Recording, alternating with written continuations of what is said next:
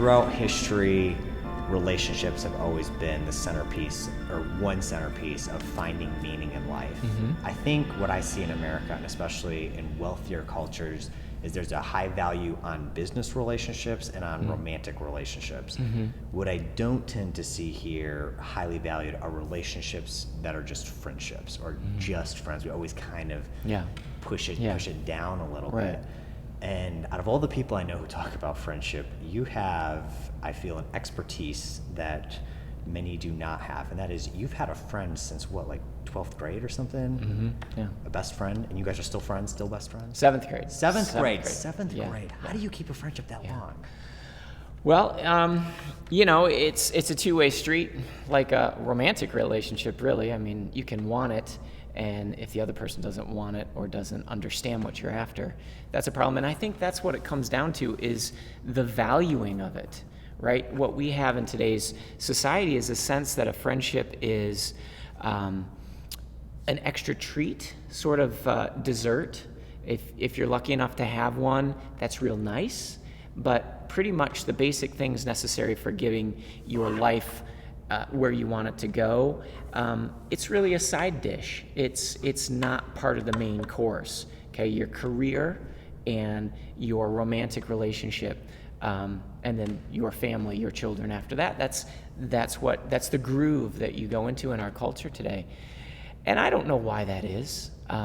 There's a lot of theories out there, but the main thing is to value it, is to believe in it. And I'm kind of a dinosaur, as C.S. Lewis used to call himself.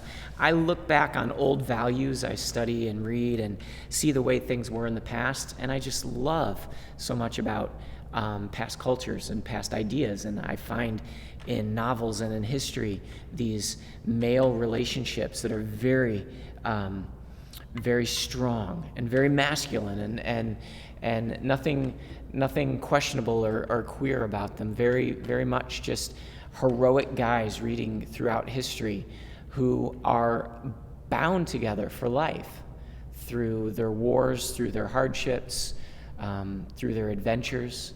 And it's just something that's very stirring to me. You can't read something like The Fellowship of the Ring, Tolkien's Lord of the Rings trilogy, without seeing that the beauty of what you're experiencing there, a huge portion of it. The value of friendship. The relationships. When you see Frodo and Sam, and when you see all of them with Gandalf, when you see Aragorn, Legolas and Gimli, the elf and the dwarf who are at odds with each other from the very beginning, that come to become best friends by the end of the trilogy. It is romantic in a broader sense of the word romance, right, in the original sense. Well, and I don't even know if I particularly see that as only like an old world value. When I'm outside of the United States, I've done humanitarian work in Mexico. I'll see two older gentlemen just on a park bench sitting in the park talking for hours. When I go to Poland, my mom's family is from Poland. I'll see friends, the same thing, sitting on a bench by the lake or sitting by a bench just talking for hours. I don't tend to see that in America, though, and maybe it happens more in some places, not Detroit, but I think it's still, I think people do still value those friendships. It's just for some reason our culture just doesn't particularly see that as valuable, or just doesn't have time for it. We're just so busy. We're always rushing around, and we value independence so much.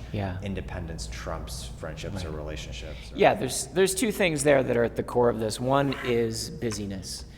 These guys that you see sitting there on a park bench with hours to kill, doing something that is deeply satisfying, is being known and knowing another person. It's at the center of the Christian faith. It's at the center of the gospel, really. The one religion in the world that has an intimate God, and it's so we believe it's hardwired into us that that's part of our finding joy and finding happiness. But we're so busy, and maybe we never reached a point in our life where we were given an option, where somebody laid out before us, if you follow this path into American busyness, here's what you have to surrender. If you follow this path, here's what you get. I don't think most kids, when they're 15, 18, 20 are being told that. They're simply being told, go to this college, get these grades, get this job. And everything along the way when it comes to relationships, besides maybe if you find the woman you're going to marry, everything along the way is expendable. That's our attitude. And that goes back to your second statement, which is our independence. We are so committed in our culture to independence. Right now I've been working for a while. It may take me forever, so nobody rush off to look for it. But I've been working on this book that's called The Last Lone Wolf. And the entire idea of it is that our culture is, we worship this idea, we romanticize this idea of being the lone wolf, of being the James Bond character who has acquaintances, but by the end of the movie, they all get killed off. I mean, they're not that special to him. You know, he's this guy who can do it all himself. And we love that. And we grew up on Westerns. We grew up on the cowboy who needed nothing but his horse and his 6 guns, you know? So we've got these romantic ideas in our head that are just leading us down a path of loneliness, which is epidemic. Loneliness is epidemic. And you know what? This thing right here is not changing that. Well, it's not helping. I think it's actually enabling us to be artificially more alone because Yeah. you can think you're engaged because you've got thousands of friends or followers on social media, but very limited real connection. Yeah. So Yeah, and I've, the fact that this is on the table, we're using this right now for our thing, but when we come and we sit down with a friend, I try to put mine in my pocket. I'm not, because I don't carry mine anymore. I'm only using it. I don't want to be doing this, and it's so easy to do, and then all of a sudden, you're out of the conversation. I'm only using this as a prop. I wouldn't have it in my pocket normally because I've given up on that, which is hard. It's an addiction, and it's been hard to put it away. But I don't carry it anymore. I leave it around the house. But if you walk into a relational situation, you come to my house, we have pizza, we sit down, we start talking, and I set this on the table. I'm basically saying, this is a barrier between. Yes, if something pops up here, it is going to trump you. Right. So the person who is in absentia becomes more important than the person who is physically here. And we know that that's destructive to our relationship. Right. But we do it. So how do we build relationships? How do we build friendships, recognizing that it is a problem? Well, it's a huge challenge. My best friend David and I, we've known each other since we were 12. There were many years where I had to pursue that relationship because I knew I wanted him as my best friend.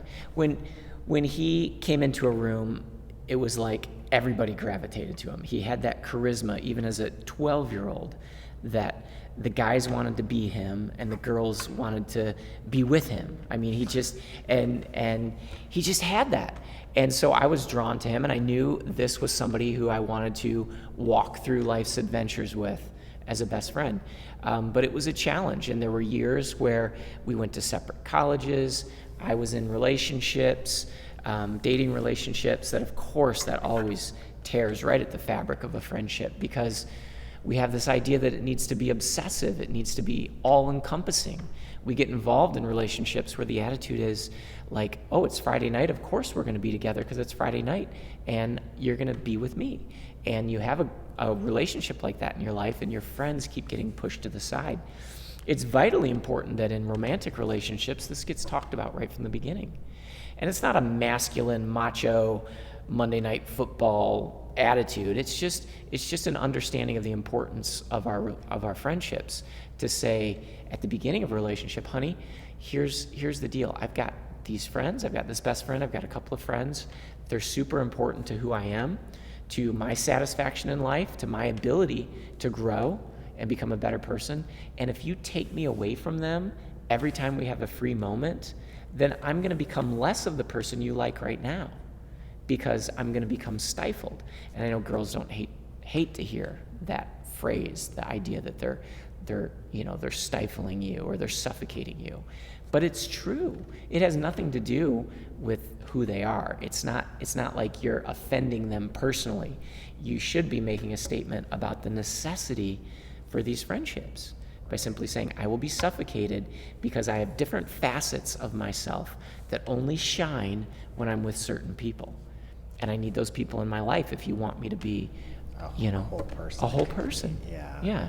Well, I think that's really interesting. I think that's fascinating. And I think it's probably something that our culture is especially lacking today, kind of long-term friendships. I think that's just invaluable for the stability of our humanity, just part of who we are, having long-term friendships that keep our feet on the ground. Yeah. And give us an anchor. Yeah, So, absolutely. well, thank you. Thanks for sharing. Derek, You're always welcome. fun to talk to you. Thanks, Daniel. Good conversation.